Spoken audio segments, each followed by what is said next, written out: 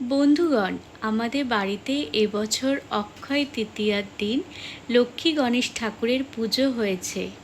কোনো ব্রাহ্মণ না পাওয়ায় আমরা নিজেরাই নিজেদের মতো করে পুজো করেছি।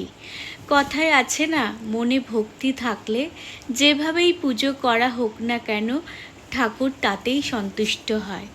তাহলে বন্ধুগণ, এখন জেনে নিই কবে অক্ষয় তৃতীয়ার পুজো করা হয়।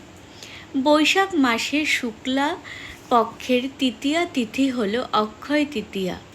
অক্ষয় কথার অর্থ হলো যার ক্ষয় হয় না, অর্থাৎ এই দিনে কোনো শুভ কাজ করলে তা অক্ষয় হয়ে থাকে। তাহলে এখন দেখে নিই এই পুজো করার জন্য কি কি উপকরণ লেগেছে। প্রথমেই লাগবে একটি লক্ষ্মী গণেশ ঠাকুরের মূর্তি।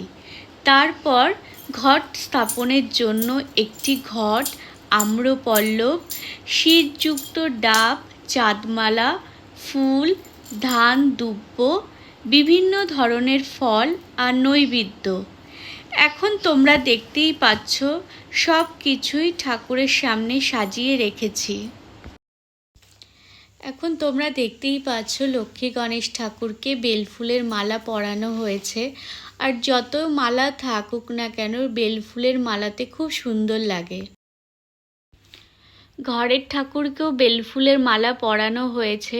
আর বেলফুলের মালা পরালে ঠাকুরের মুখগুলো পুরো অন্যরকম হয়ে যায়, আর ঘরটাতেও একটা ফুলের গন্ধে সুবাসে ভরে যায়। বেলফুলের গন্ধটা খুব মিষ্টি হয়, আর বেলফুল দিয়ে ঠাকুরকে পুজো করতে খুব ভালো লাগে। হ্যালো বন্ধুগণ, আজকে আমাদের বাড়িতে অক্ষয় তৃতীয়া পুজো। তোমাদের সবাইকে আমার চ্যানেলে স্বাগত জানাচ্ছি। আর আজকে আমরা নিজেরাই বাড়িতে কিভাবে অক্ষয় তৃতীয়া পুজো করি সেটাই তোমাদের সাথে আজকে শেয়ার করো। তাহলে তোমরা আজকে আমার ভিডিওটা দেখতে থাকো। দুর্বা হলো গণেশ ঠাকুরের খুব প্রিয়। গণেশ ঠাকুর দুর্বা খুব পছন্দ করেন, তাই এখন ঠাকুরকে দুর্বা অর্পণ করছি। আর দুই ঠাকুরকেই দুর্বা অর্পণ করছি। তোমরা দেখতেই পাচ্ছ ঠাকুরের সামনে নৈবেদ্য সাজিয়ে রাখা হয়েছে। একটা কলা পাতায় এক ছড়া কলা, 5 রকমের ফল দিয়ে সাজিয়ে রাখা হয়েছে।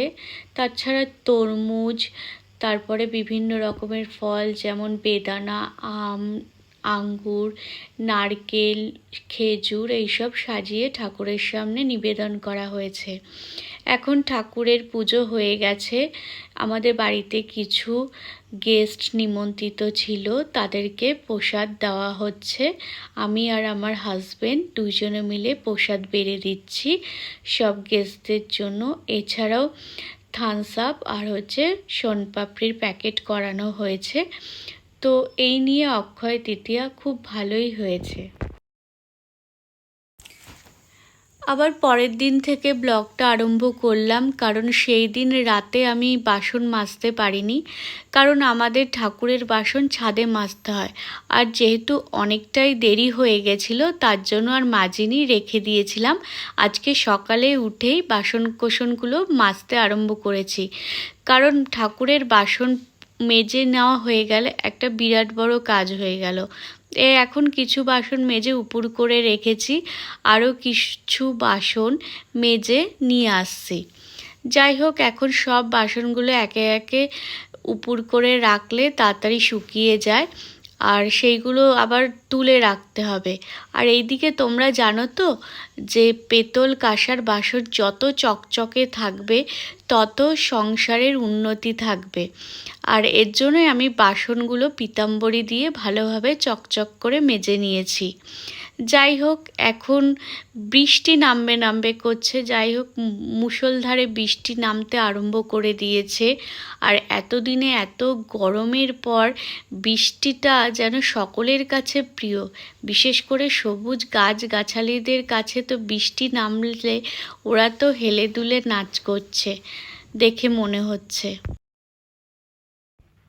এই যে সুন্দর ফুল গাছটা, এটা মনে হয় বগনভিলা ফুল। কি সুন্দর লাগে, পুরো গোলাপি হয়ে আছে গাছটা। আর আমরা এখন একটু বাজার করতে বেরিয়েছি, কারণ ঘরের মধ্যে সবজি প্রায় ফুরিয়ে এসেছিল। আর এই এখানে বাজার করতে এসে আমরা সবাই মিলেও বাজার করতে এসেছি। খুব ভালো লাগে বাজার করতে, টাটকা সবজি দেখলে মানে মনটা একদম ভালো হয়ে যায়। কিনে না কিনি, আমার বর বাজার করে আর আমি দাঁড়িয়ে দাঁড়িয়ে দেখি, এটাই যেন আমার খুব ভালো লাগে। যাই হোক, এই সুযোগে সকালবেলা একটু বেরোনোও হয়। আর বাজার করতে গিয়ে দরাদরি করতে করতেই অনেকটা সময় লেগে যায়। আমি তো শুধু দাঁড়িয়ে দাঁড়িয়েই দেখি, আর কিচ্ছু বলতে পারি না। আর কি কি সংসারে লাগবে সেটা শুধু জানিয়ে দিই, আমার বরই সব কিছু কেনাকাটি করে। আর এই দেখতেই পাচ্ছ, বাজার করতে আজকে আমরা শুধু সবজি বাজার করতে এসেছি। আর এক দোকান থেকে এক একটা জিনিস নিচ্ছি। আর আলু তো জানোই খুব প্রয়োজন, আলু ছাড়া কোনো সবজিই হয় না, তাই আলু কিনে নিলাম। এদিকে দেখো আমার মিঠি কি সুন্দর সংসারের কাজ করতে শিখেছে। আমাকে কত সাহায্য করে, বাজার থেকে আলুগুলো কিনে নিয়ে এসে ও এখন গামলাতে সাজিয়ে সাজিয়ে রাখছে। এতে আমার অনেকটাই হেল্প হচ্ছে।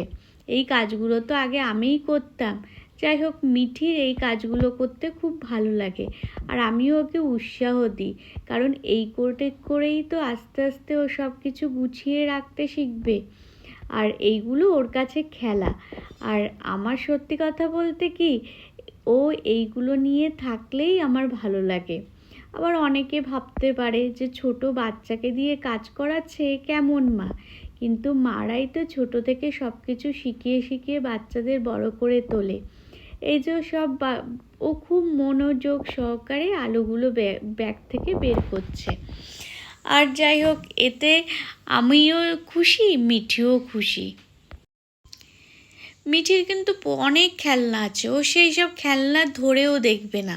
এর জন্য আমি এখন ওকে মানে খেলনা কিনে দিই না। ওকে এইসব বাজারে সবজি, আলু, ঝিঙে, ঢ্যাঁড়স এইগুলো কিনে দিই, এইগুলো সাজিয়ে গুছিয়ে রাখে, ওইগুলোতেই খুব আনন্দ পায়। আর এতে কি আমার এই সাজানো গোছানোর দায়িত্বটা আমার আর থাকে না, আমি শুধু ব্যাগে করে ফ্রিজে ভরে দিই। এই যে এবারে হচ্ছে আলু হয়ে গেল, এবারে আমগুলো ব্যাগ থেকে বের করছে। না, আমার বেশি দেরি করলে হবে না, এগুলো গুছিয়ে রাখতে হবে, কারণ আমি অনেকটা আঠা থাকে তো, যাই ওকে দিয়ে বেশিক্ষণ খেলানো যাবে না।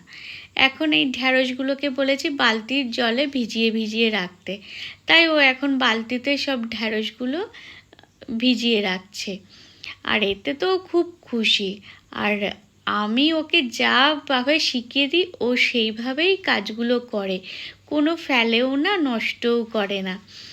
আর আমারও খুব ভালো লাগে, ওকে শুধু একবার দেখিয়ে দিতে হয় যে মা তুমি এইভাবে কাজটা করো, আর ও সঙ্গে সঙ্গে সেইভাবেই ও কাজটা করে, একটুও ভুল করে না, মনে হয় একদম বড়দের মতো সব কিছু করছে। আর সত্যি কথা বলতে কি, মেয়েরা বড় হলে মায়ের কষ্ট বোঝে, এটা কিন্তু আমি একদমই প্রমাণ পেয়েছি। যাই হোক, এইদিকে আমার তো সংসারের কাজ, কারণ আমার তো কোনো হেল্পিং হ্যান্ড নেই, তাই মিঠিকে একটু একটু করে কাজ শেখাচ্ছি। এতে আমারও সুবিধা, আর মিঠিও খুব খুশি থাকে।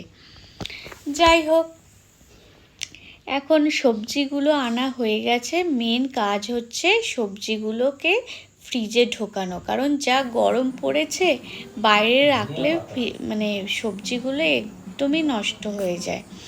এই দিকে মিঠি তো একটা একটা করে ঢ্যাঁড়স বালতিতে রাখছে, কতক্ষণ সময় লাগবে কে জানে। বাজার করে আসার সময় একটু কচুরি আর ঘুগনি নিয়ে এসেছিলাম, তার সাথে একটু বোঁদে কিনেছিলাম। যাই হোক, আর একটু বাড়িতে এসে শসা পেঁয়াজের স্যালাড কেটে সেটাই এখন আমরা ব্রেকফাস্ট করছি, কারণ বাজার থেকে আস্তে আস্তে এতটাই দেরি হয়ে গেছিলো যে বাড়িতে কিছু বানিয়ে খেতে গেলে অনেকটা দেরি হয়ে যেত, তার জন্য ওখান থেকেই কিনে নিয়ে এসেছি। আর এখনকে মিঠিকে একটু একটু করে বাইরের খাবার দিই, ওর জন্য নেস্টাম আছে, নেস্টামই ও খায়, কিন্তু ও সবার সাথে বসে খেতে খুব ভালোবাসে আর খুব এনজয় করে, বিশেষ করে ওর বাবার সাথে খুব ভালোবাসে। এইদিকে হচ্ছে দাদু চলে এসছে, দাদুর হাতেই দেখতে পাচ্ছ দুধের বোতল। এই দাদু আমাদের রোজ দুধ দেয়, আর খাঁটি গরুর দুধ। আর দাদু এসে কিছুক্ষণ বসে, আর মিঠি দাদুকে দেখে খুব খুশি, ও কি করবে ও ভেবে পায় না। আর দাদুও খুব ভালোবাসে মিঠিকে। যাই হোক, দাদু এলো, দাদুর থেকে হচ্ছে দুধটা নিয়ে নেবো, কিন্তু দাদু তো মিঠিকে দেখেই যাচ্ছে। আর মিঠিও দাদুকে দেখে একটু নাচ দেখায়, অনেক কিছু অঙ্গভঙ্গি করে, খুব খুশি হয়।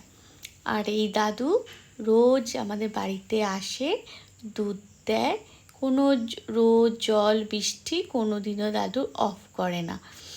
আর দাদু আস্তে আস্তে কি আমাদের একদম নিজেদের ঘরের লোকের মতো হয়ে গেছে। আর খুব ভালো দাদু, খুব ভালো মনের মানুষ।